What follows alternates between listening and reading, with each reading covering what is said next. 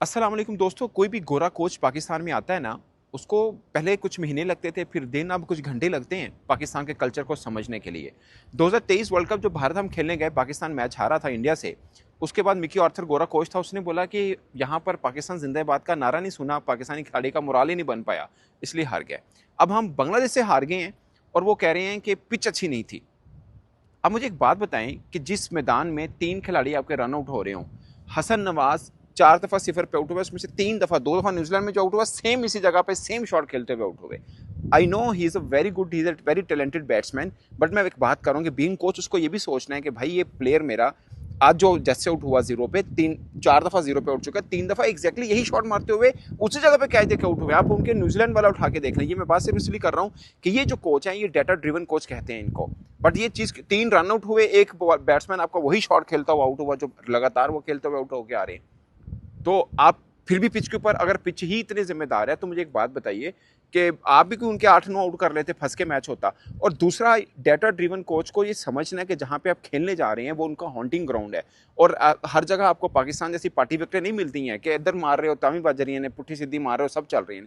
दुनिया में हर जगह पे अपने मुताबिक होता है।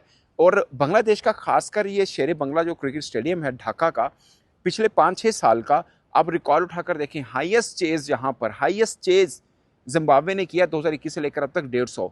उसके अलावा बांग्लादेश ने ऑस्ट्रेलिया के खिलाफ सीरीज खेली, 4-1 से हराया, इंग्लैंड को हराया, न्यूजीलैंड को हराया। और पाकिस्तान जब 2021 में बाबर आजम की कप्तानी में वहां पे गया था, हम जीते जरूर थे, मगर स्कोर उस वक्त भी 120-25 ही बने हैं। ये बात मैं सिर्फ इसलिए कर रहा हूं कि ये कि आउट ऑफ सिलेबस नहीं आ गया सवाल कि ढाका की पिच ऐसी है। पिछले 5-7 वर्षों से ऐसे ही बिहेव कर रही है ढाका की पिच। ये डिफरेंट नहीं है। किसी और कोच ने कभी नहीं कहा कि पिच की बना छड़ी है, सिर्फ तुसी क्या जे। क्योंकि कोई आपसे ये पूछे ना कि आपने जो टीम बनाई उसमें एक फास्ट बॉलर है, सलमान मिर्जा, वो भी अपना डेब्यू कर रहा है, बाकी ये सब ऑलराउंडर हैं, कोई एक फास्ट बॉलर नहीं है। अब कोई आपसे ये ना पूछे कि साबजादा फरहान पिछले मैच में मैन ऑफ द मैच है, आपने अगला मैच ही नहीं खिला रहे उसको।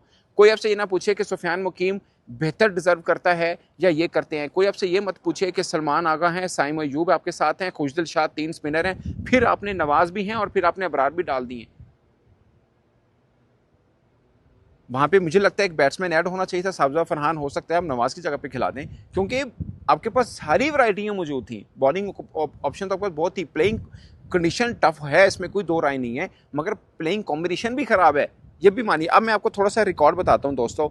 ये ऑस्ट्रेलिया ने टूर किया, ये ऑस्ट्रेलिया वो है जब 2021 में चैंपियन बनी थी, ठीक है।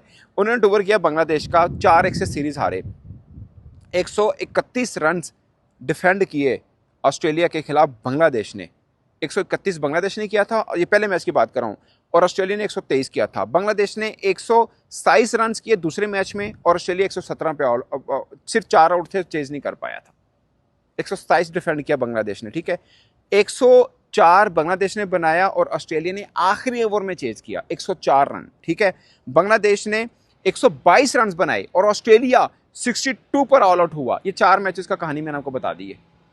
कहां स्कोर बना? नहीं बना। अब आ जाते हैं, न्यूजीलैंड की टीम आई, ठीक है। फर्स्ट मैच में न्यूजीलैंड की टीम 60 स्कोर पर ऑल आउट हुई। सेकंड मैच में बांग्लादेश ने किया 141 यानी 141, और न्यूजीलैंड 4 रन से हार गया, ठीक है।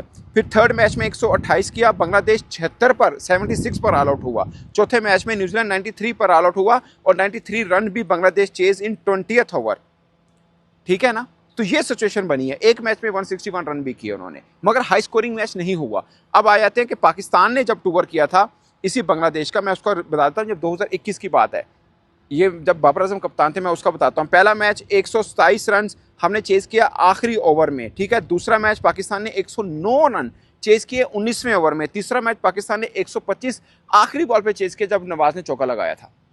ये अभी की बातें हैं, दूर की बातें नहीं मैं कर रहा। और बस 150 रन है जो जिम्बाब्वे ने चेज किए बांग्लादेश के खिलाफ इसी मैदान में।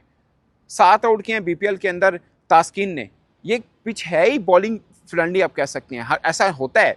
आप समझ लें कि T20 में हम सबको आदत है चौके छक्के देखने की, सब मानते हैं कि बैटिंग पिच होनी चाहिए, बट बांग्लादेश के अंदर ये शेर बंगला क्रिकेट स्टेडियम में ऐसा है कि बॉलर्स को थोड़ी फेवर मिल जाती है। मगर ऐसा ये कह देना कि पिच ठीक नहीं है, क्वालिटी वाली नहीं है, टी20 स्टैंडर्ड की नहीं है, अनएक्सेप्टेबल है। मुझे लगता है ये स्टेटमेंट अनएक्सेप्टेबल है। आपके पास सारा डाटा पड़ा है और आप खुद को डाटा ड्रिवन कोच भी कहते हैं, तो आप बाकी स्टैट भी निकाल के आप देखिए ना कि इसमें पिछले 5-6 सालों से इसी पिच के ऊपर हो क्या रहा है।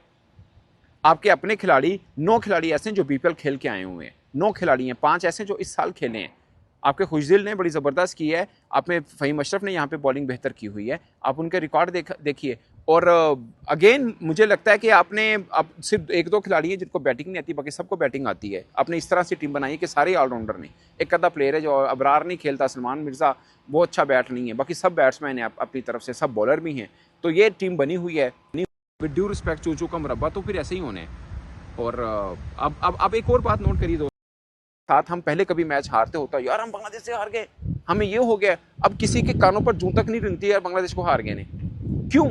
क्योंकि हमें पता है हम हार सकते हैं, हमारा मयार यहाँ पे आ चुका, हमें पता है हम किसी से भी हार सकते हैं। हम अमेरिका से हार गए, आप सोचिए ये इत्तेफाक नहीं है, आप अमेरिका से T20 हारे, आप छोटी टीमों से हारना कन्फर्म है। जिम्बाब्वे गए वहां से आप हारे, आयरलैंड गए वहां पे आप हारे, T20 वर्ल्ड कप में आप कनाडा से मर मर के जीते, अब बांग्लादेश गए आप हार गए। तो कोई किसी एक के भी सुना यार बांग्लादेश से हार गए, हम क्या हो गया, हम तबाही होगी, किसी सुना आपने? नहीं, क्योंकि पता है हार सकते हैं, आदी हो गए अब हम, ये हमारे लिए खबर नहीं है कि हम छोटी टीमों से हार रहे हैं।